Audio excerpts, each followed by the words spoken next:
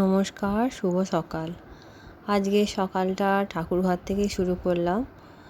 তোমরা কেমন আছো? আশা করি ভালোই আছো। আমি তো ভালোই আছি, তবে প্রচণ্ড গরম পড়েছে। যাকে কিছু করার নেই, শীত গরম বা বর্ষা তো আছেই, এইসব ঋতু পরিবর্তনের। কিন্তু আমি এই যে পুজো করতে চলে এসেছি, আমাদের গাছের ফুলগুলো দেখাচ্ছি তোমাদের। ওই বেল ফুল দেখালাম, আর জবা, কত রকমের জবা ফুল দেখো। এটা লাল জবা, এটা হচ্ছে গোলাপি জবা, আর এটা হচ্ছে ঝুমকো জবা। মানে অনেক রকমের জবা গাছ। এখনও একটা জবা তুলতে পারিনি, এটা পঞ্চমুখী জবা। এরকমই জবা একটা গোলাপি রঙের আছে, আর এটা হচ্ছে সাদা জবা। আর একটা সাদা জবা গাছেই নতুন ফুল ফুটেছে, দেখো ফুলটা কত সুন্দর। দুটো পাপড়ি গোলাপি আর তিনটে সাদা। খুব সুন্দর জবা ফুলটা দেখতে, ওই জন্য তোমাদের সঙ্গে শেয়ার করলাম। ঠিক আছে, আমি এবার পুজো করে নিই ঠাকুর ঘরে। মায়ের তো সকালে ফুল দেওয়া হয়ে গেছে ঠাকুরকে, বা পুজো করা হয়ে গেছে। দিদিও দিদির মতন করে পুজো করে ফুল দিয়ে স্কুলে গেছে কাজ ফাজ সেরে। তারপরে এবার আমিও উঠে চান টান করে আমিও গেছি ঠাকুর ঘরে। তবে এখন আমাদের নারায়ণের পালা নয়, এখন আমাদের বাড়িতে নারায়ণ নেই। এখন আমার শ্বশুরের বাড়িতে আছে। শ্বশুর না শ্বশুর কার বাড়িতে আছে এখন, সেখানেই পুজো হয়। তা এমনি ঘরের তো নিত্য সেবা যে ঠাকুরগুলো আছে তাদের তো একটু করে ফুল দিতে হয়। সে কারণে সবাই মিলেই আমরা মিলেমিশে করি, যে যার মতন করে ঠাকুরকে ডাকি। এই যে মাছটা বেছে নেবো, একটা সিলভার কাপ মাছ আছে। তবে এটা আমাদের পুকুরের পাওনা মাছ বাকি ছিল, এবার দিয়ে গেছে অন্য জায়গা থেকে ধরে। বেশ ভালোই বড় মাছটা। মাছটা আস্তে আস্তে আমি এবার বেছে নেবো।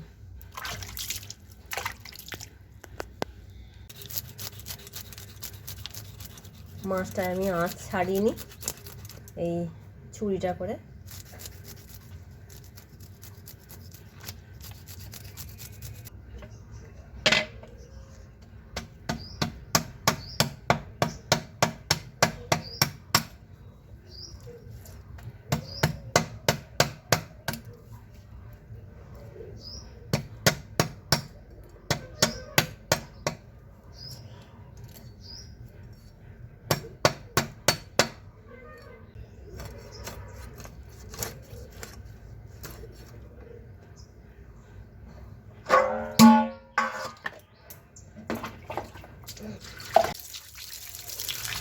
মাছগুলো আমার কাটা হয়ে গেছে।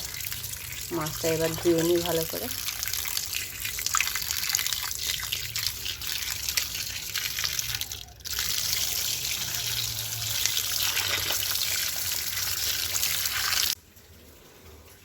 মাছ ধুতে ধুতে একটা জিনিস চোখে পড়লো, এই যে কত দোপাটি ফুল ফুটেছে গাছটায়। একদম গাছটা লাল হয়ে আছে গোড়া থেকে পুরো।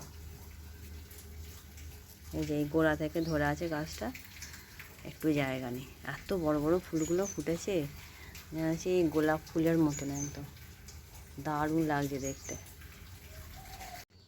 যাচ্ছি একটা এই যে চুবড়ি নিয়ে গাছের দুটো আম পেড়ে পাকতে দেবো। দেখি নিয়েই ওই দিক থেকে পারি, আমাদের বাড়ির দিকেরগুলো থাক,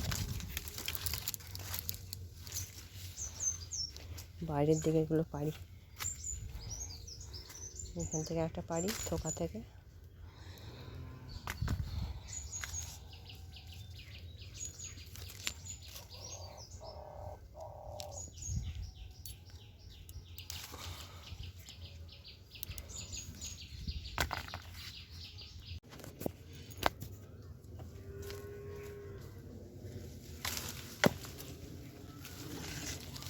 ভালোই বড় বড় আছে, দেখে দেখে নিতে পারলে। এক একটা ছোট আছে, আবার বড় বড় আছে। ওইখানে ভেতর দিকে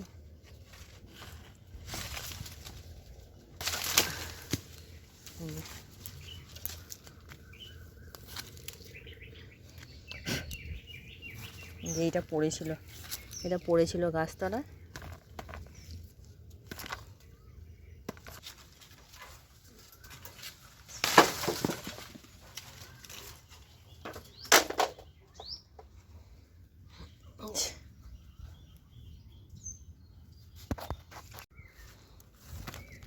যে এইগুলো একটু হলুদ ভাব এসেই গেছে, এইগুলো 2 দিন রাখলেই পেকে যাবে এগুলো।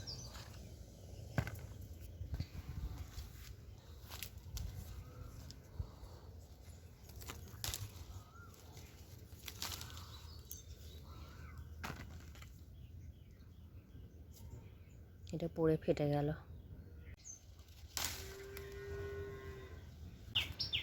এই যে আমাদের বাড়ির দিকের এগুলো থাক, পাশের বাড়ির দিকে ওদের বাড়ির দিকে অনেক হয়েছিল, ছিল তো সব নিয়ে যে যেমন পেরেছে তুলে নিয়ে গেছে। এগুলো থাক, এগুলো আমাদের বাড়ির দিকে দরজাটা খোলা থাকলে সবসময় লক্ষ্য দেওয়া যাবে। এই যে এই আমগুলো দেখো একবারে মাটির সঙ্গে ইয়ে হয়ে আছে, বসে আছে এখানে দুটো। থাক এগুলো, আরও দুটো পারলাম, এগুলোই থাক, নিয়ে যাই পাকতে দেবো এগুলো এবার। এই আবার কত জামরুলে ফুল এসছে, মানে ফুল ফুটে গেছে, এগুলো ছোট ছোট জামরুল ধরেছে। আবার এইগুলো ওই ষষ্ঠীর সময়, জামাই ষষ্ঠীর সময় এগুলো তখন হবে। গাঁদা প্রচুর হয়েছে এইখানে।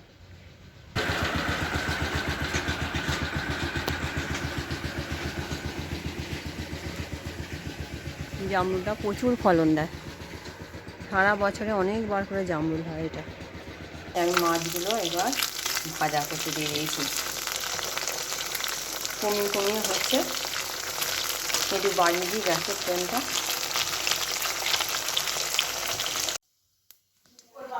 এই যে মাছগুলো আমার ভাজা হয়ে গেছে, মশলাটা দিয়ে এবার মাছগুলো আমি দিয়ে দেবো মশলাটার মধ্যে।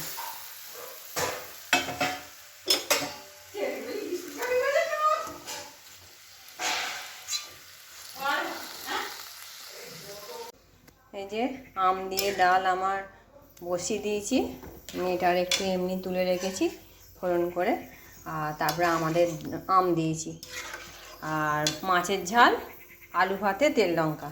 এই গরমে এইসব হালকা খাবার খাওয়াই ভালো, বেশি রিচ খাবার আজ আর করবো না। এই আমগুলো পাকতে দেবো, আমি এই চালের ভেতর পাকতে দিই। এগুলো একটু নরম হয়েছে, এইখানেই দিয়ে দেবো।